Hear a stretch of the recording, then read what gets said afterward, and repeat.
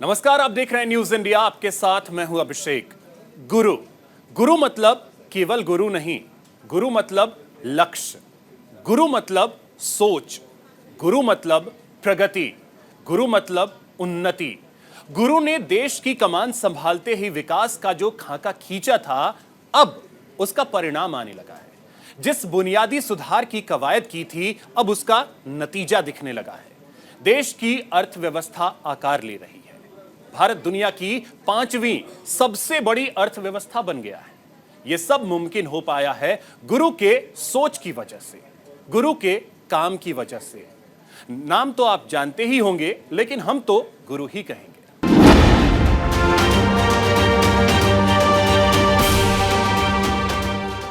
ऐसे में जब पूरी दुनिया में उथल पुथल मची है, बड़े बड़े देशों की अर्थव्यवस्था हिचकोले खा रही है, लेकिन भारतीय अर्थव्यवस्था तेजी से बढ़ रही है।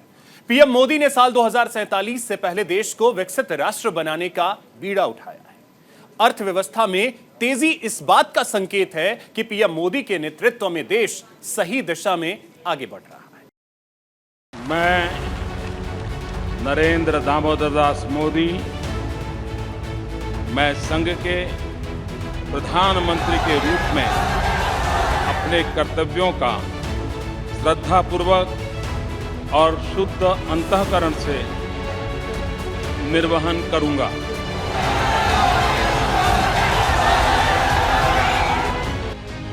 ऐसे समय में जब पूरी दुनिया में उथल-पुथल मची है, बड़े बड़े देशों की अर्थव्यवस्था हिचकोले खा रही है, बावजूद इसके भारतीय अर्थव्यवस्था तेजी से बढ़ रही है।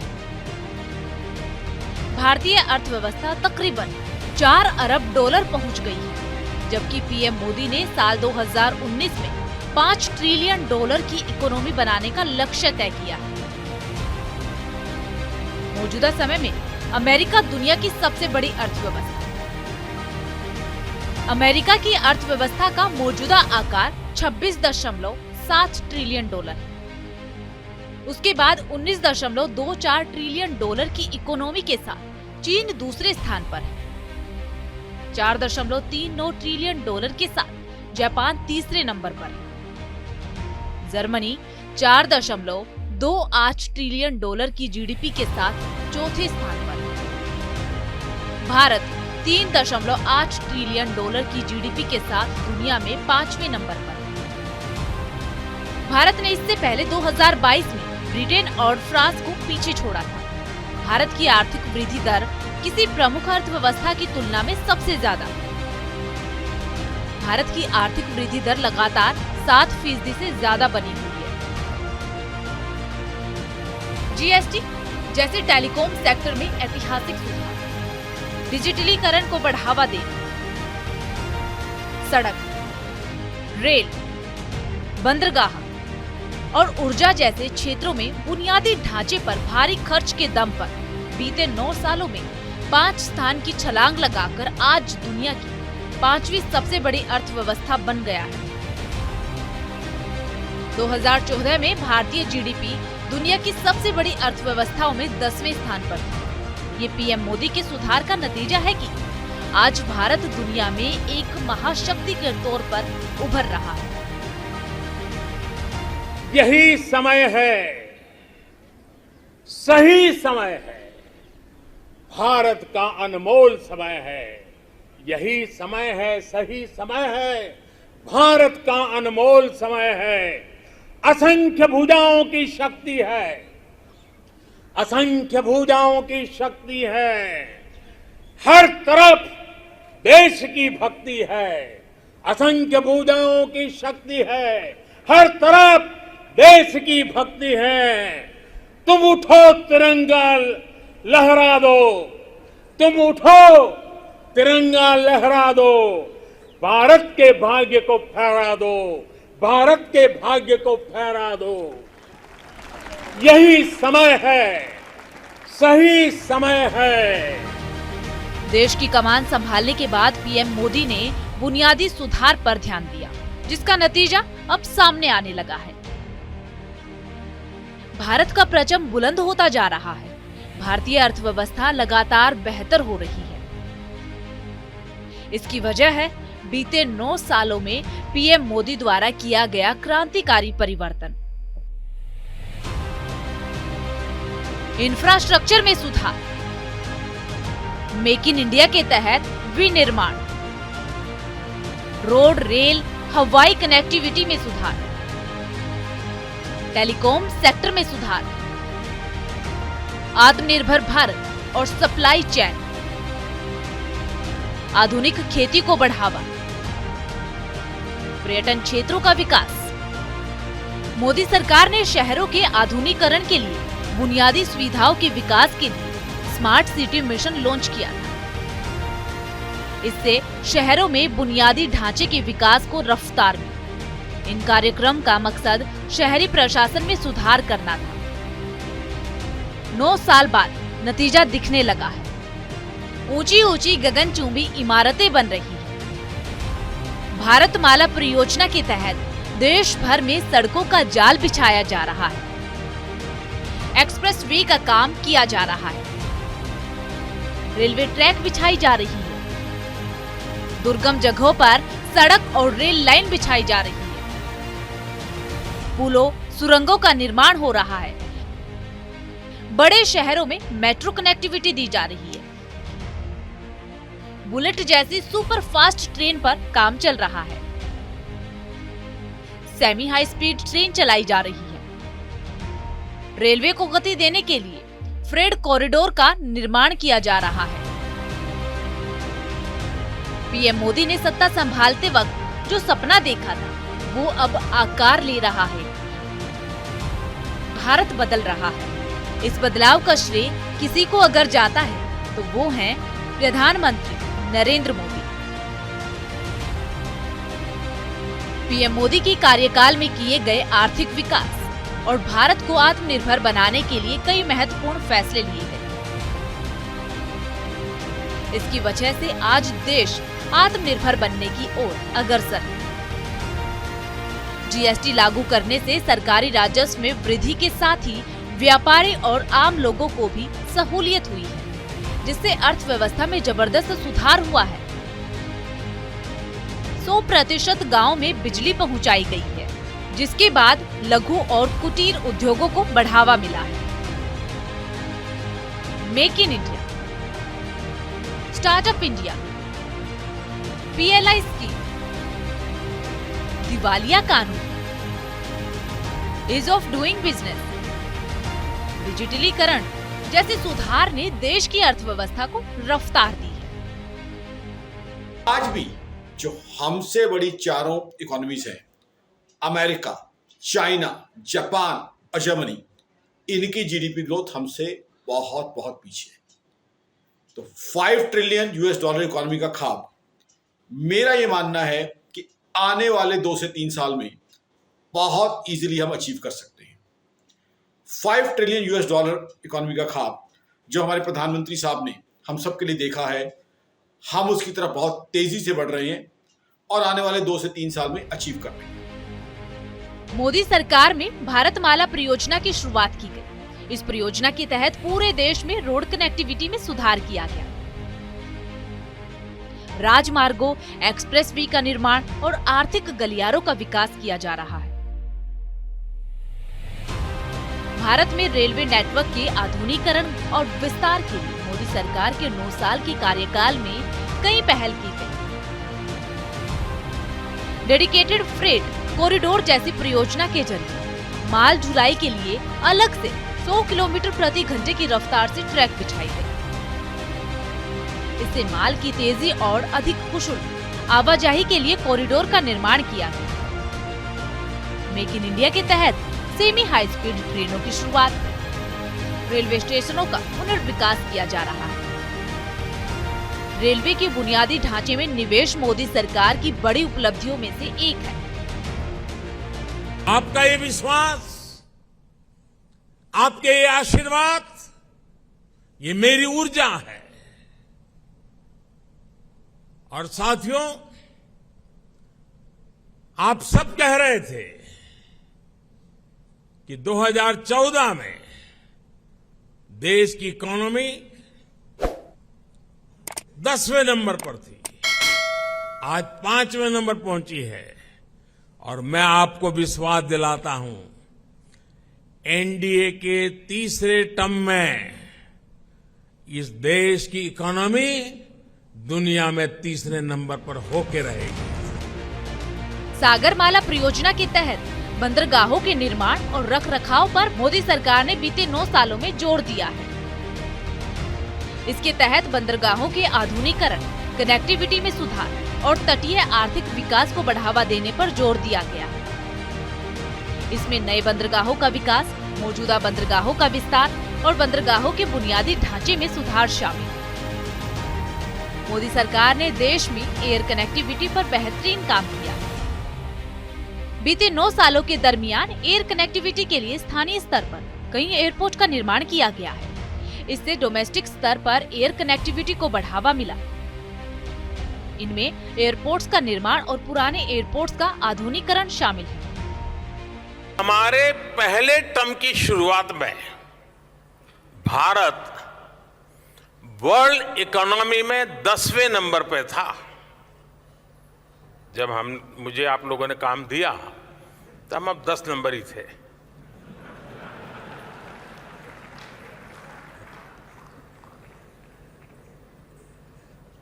दूसरे टर्म में आज भारत दुनिया की 5वीं सबसे बड़ी इकोनॉमी है। तीसरे टर्म में दुनिया की पहली 3 इकोनॉमीज में एक नाम भारत का होगा। प्रधानमंत्री नरेंद्र मोदी ने 5 ट्रिलियन डॉलर की अर्थव्यवस्था बनाने का खाका तैयार किया। भारत में हो रहे विकास के बाद IMF यानी अंतर्राष्ट्रीय मुद्रा कोष ने साल 2027 तक भारत की GDP 5 ट्रिलियन डॉलर होने का अनुमान जताया। IMF की हालिया रिपोर्ट में कहा गया है कि साल 2022 में भारतीय अर्थव्यवस्था का आकार 262 लाख करोड़ रुपए था, जो 2028 तक बढ़कर 500 लाख करोड़ रुपए हो सकता है। रिपोर्ट के मुताबिक भारत का साल 2024 में GDP ग्रोथ रेट 6.3% रह सकता है, जो दुनिया में सर्वाधिक होगा। रिजर्व बैंक के अनुमान के मुताबिक चालू वित्त वर्ष में भारत की आर्थिक वृद्धि दर 6.5% रहने वाली है। भारत की अर्थव्यवस्था दूसरी तिमाही में 6.5% की दर से, तीसरी तिमाही में 6% की दर से और चौथी तिमाही में 5.7% की दर से बढ़ने वाली है। इससे साफ है कि आने वाले दिनों में भी भारत सबसे तेज गति में वृद्धि करने वाली प्रमुख अर्थव्यवस्था बना रहने वाला है। हमारे देश की अर्थव्यवस्था आज हमारे माननीय प्रधानमंत्री नरेंद्र मोदी जी की टैलेंटेड लीडरशिप, उनके बहुत अच्छे बढ़िया नेतृत्व के अंदर दुनिया की फास्टेस्ट ग्रोइंग इकोनॉमी बनी हुई है, बड़ी इकोनॉमी में से। आज देखिए, दुनिया की 5th लार्जेस्ट इकोनॉमी हम हैं और कुछ ही समय में एक्सपेक्टेड है कि हम 3rd बिगेस्ट इकोनॉमी बन जाएंगे। आज भी जो हमसे बड़ी 4 इकोनॉमीज हैं, अमेरिका, चाइना, जापान और जर्मनी, इनकी GDP ग्रोथ हमसे बहुत बहुत पीछे है। देश की कमान संभालने के बाद पीएम मोदी ने कृषि क्षेत्र में व्यापक सुधार किया है। मौजूदा समय में भारतीय अर्थव्यवस्था में कृषि का योगदान 20% है। 2014 की बात करें तो अर्थव्यवस्था में कृषि का योगदान 18% था। कृषि बजट बीते 9 सालों में 5 गुना बढ़कर 1,25,000 करोड़ से अधिक हो गया है। फसल के न्यूनतम समर्थन मूल्य यानी कि MSP में बढ़ोतरी की गई। अंतर्राष्ट्रीय स्तर पर खाद के दामों में बढ़ोतरी के बावजूद सस्ते दरों पर लोगों को उर्वरक मुहैया कराया जा रहा है। मेरे प्यारे देशवासियों, आत्मनिर्भर भारत की अहम प्राथमिकता आत्मनिर्भर कृषि और आत्मनिर्भर किसान, और इसको हम कभी भी नजरअंदाज नहीं कर सकते हैं। किसान को पिछले दिनों हमने देखा है, एक के बाद एक रिफॉर्म आजादी के इतने सालों के बाद किए गए हैं। किसान को तमाम बंधनों से मुक्त करना हो, वो काम हमने कर दिया। बुनियादी सुधार के साथ साथ मोदी सरकार के दौरान फसलों के न्यूनतम समर्थन मूल्य में काफी बढ़ोतरी हुई, जिससे न्यूनतम समर्थन मूल्य जिस पर सरकार किसानों से फसल खरीदती है, आंकड़ों पर अगर गौर करें तो पता चलता है कि बीते 9 सालों में सरकार ने एमएसपी के दाम में इजाफा किया। धान का एमएसपी जहां 2014 से 2015 में 1360 रुपए प्रति क्विंटल था, वह 2023 से 2024 में 2183 रुपए प्रति क्विंटल हो गया। 9 साल में 60.5% की बढ़ोतरी हुई। गेहूं का एमएसपी 2014 से 2015 में 1400 रुपए प्रति क्विंटल था। वित्तीय वर्ष 2023 से 2024 के लिए 2125 रुपए प्रति क्विंटल पहुंच गया, यानी गेहूं के एमएसपी में 51.78% की वृद्धि हुई। मोटे अनाज की अगर बात की जाए तो वित्तीय वर्ष 2014 से 2015 में जहां बाजरे का एमएसपी 1250 रुपए प्रति क्विंटल था, अब दोगुनी बढ़ोतरी के साथ 2500 रुपए प्रति क्विंटल हो गया। मक्का की एमएसपी जहां 2014 में 1310 रुपए प्रति क्विंटल था, अब 59.54% की बढ़ोतरी के साथ 2090 रुपए प्रति क्विंटल हो गया है। तिलहन फसल की बात करें तो मूंग की एमएसपी 2014 में जहां 4600 रुपए प्रति क्विंटल थी, वित्तीय वर्ष 2023 से 2024 में 86% की बढ़ोतरी के साथ 8558 रुपए प्रति क्विंटल हो गया है। चीन के सरकारी अखबार ग्लोबल टाइम्स ने प्रधानमंत्री नरेंद्र मोदी की खुलकर तारीफ की। चीन ने भारत को दुनिया की तेजी से बढ़ती शक्ति बताया है। ग्लोबल टाइम्स के लेख में पीएम मोदी के नेतृत्व में आर्थिक विदेशी नीति के क्षेत्र में भारत की प्रगति की प्रशंसा की गई है।